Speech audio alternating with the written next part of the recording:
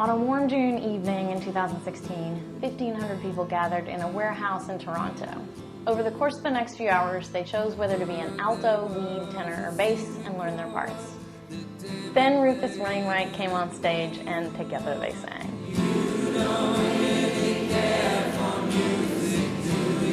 Today on Embodied Reality, we'll be talking about one of the most persistent and pervasive needs ever, choral singing, and how you can incorporate that magic into your VR experience. Every culture around the world sings together. It's a key component in rituals as diverse as the happy birthday song, Happy Birthday to You, square singing,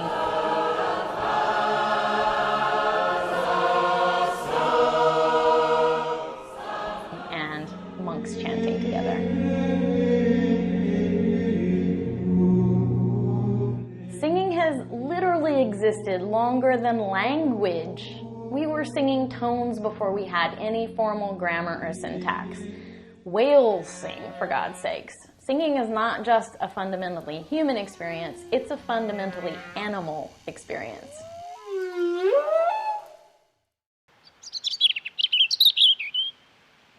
So let's dig into the elements of choral music that make it so effective. Of the 7 elements, choral singing makes great use of sound, synchronization, and breath. The sound element can be powerful when an individual is making a sound all by themselves, but it's way more effective when it's made by a crowd, aka the choir. One thing choirs like choir make the best use of is harmony. I realize not everybody is musically talented or confident enough to enjoy singing harmony. Are you out of your skull? But more people are capable of singing than realize it. And as players gain confidence singing the lead part, they can then try out a harmony part. Harmony is a huge part of what gives choir its hair-raising, goosebump-inducing power. 1, 2, 3, 4. The mirror neurons in our brain make harmony fun. Just listening to choral music makes the hairs on the back of my neck stand up.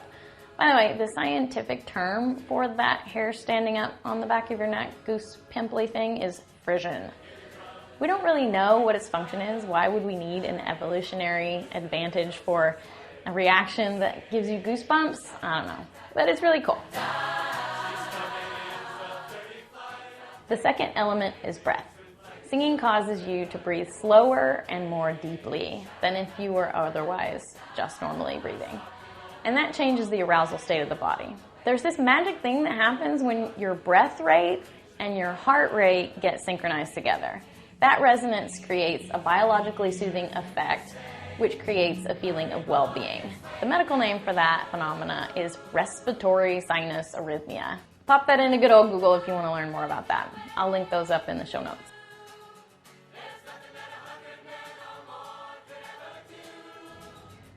Breath. Think about that magic moment when the entire choir breathes in at once before the very first note. Think of the magic moment in the concert where the star holds out the mic to the crowd.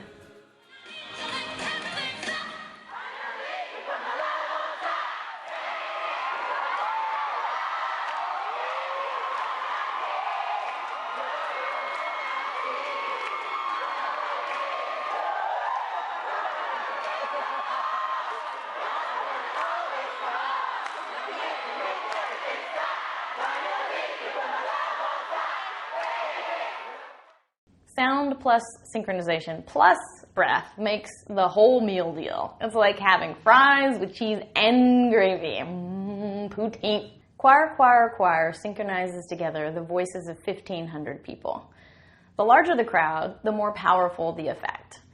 The leader of the group in this case, the lead singer or the conductor, is actually synchronizing the entire crowd's brainwaves. And if you think that's crazy, check out the research by Jiang of the Max Planck Institute. The stronger the synchronization of common purpose, the more electric the vibe in the room will be. Eric Whitaker had folks record themselves singing and then stitch those videos together into an ad hoc internet choir.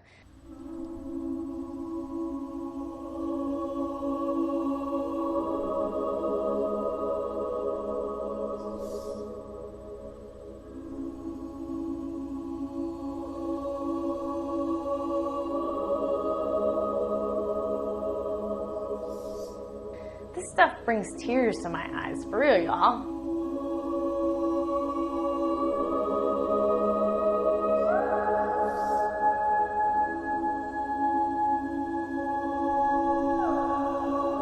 My next example comes from a somewhat unlikely spot.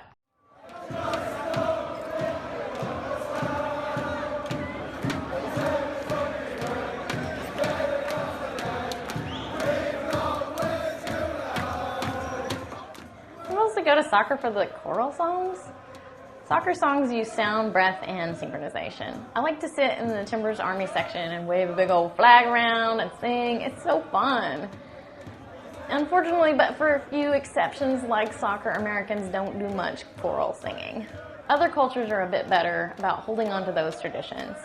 Drinking songs chased away the cold, dark nights of winter and celebrated the arrival of summer. There's a drinking song for just about everything. You can tell me melons, but listen to me sounds. You can scream because birdies come, please don't touch me ground. But let's get down to brass tacks. There's a myriad of technical constraints for making choral music experiences in VR and AR. Take the experience of the virtual choir. They were lining up with an editing tool after the fact, all of those videos together. But doing all that in VR and AR is an entirely different beast. Unfortunately, VR and AR very much has to deal with latency. Latency is a real problem for us that we're going to have to think carefully about. If you have only a little tiny amount of latency, that's fine. Our ears automatically make that sound like it's all synchronized up. But unfortunately, we are miles and miles away from having that problem licked. As any of you who have ever tried to talk on a Skype call already know, latency is a real big issue. If you have the latency going just a little bit longer than that tolerance, it becomes this horrible, unintelligible cacophony. It's so unpleasant, you'll just take off your headphones. It's really terrible. This is completely unlistenable.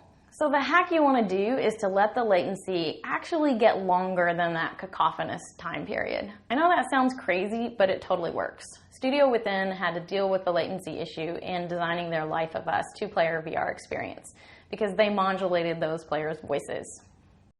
The easiest and safest thing to do is make it not your voice. So if it is falling into that uncanny valley, if we pitch shifted it and vocoded it and changed it substantially, it didn't bother you as much. At least that's what I found personally, was if I was speaking in a robot voice or even in a very high-pitched amoeba voice that was fluctuating in tone, even if that delay was kind of in the unpleasant spot, it didn't sound like me and it didn't bother me that much. So there's a lot to play with there. Of course, the ideal solution is just get the lowest latency you possibly can get and make it feel great. But no matter what, I'm convinced there's still going to be a little bit of a druggy reaction if you don't hear your voice and there's any delay on it because you think your brain's trailing, I think is what it is. How do you compose to embrace latency?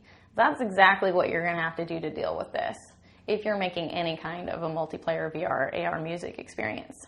Because latency is going to be around for a really long time until the technology catches up. We've pushed the technology as far as it can go, but there's still less than a second of latency. But in musical terms, that's a lifetime. We deal in milliseconds. So what I've done is I've adapted Cloudburst so that it embraces the latency and the performers sing into the latency instead of trying to be exactly together.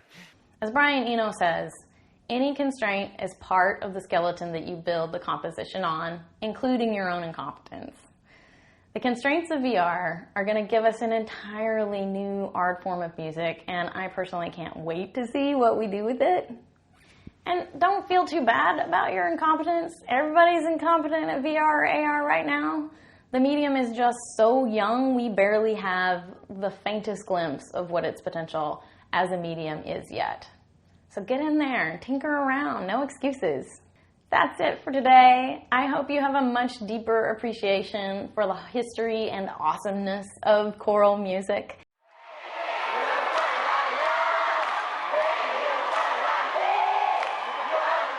I also hope you have a better understanding of how choral music works on the brain to deliver such a powerful sensory overload.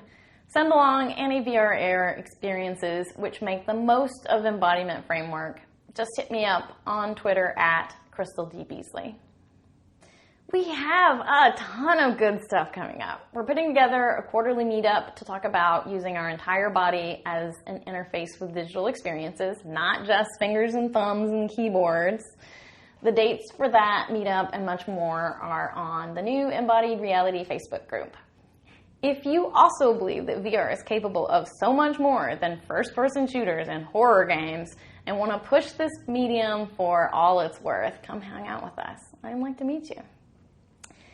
See you next time. I'm Crystal Beasley. Your precious Crystal. And this is Embodied Reality. Everything's okay, I'm just trying to act my age. Everything's okay.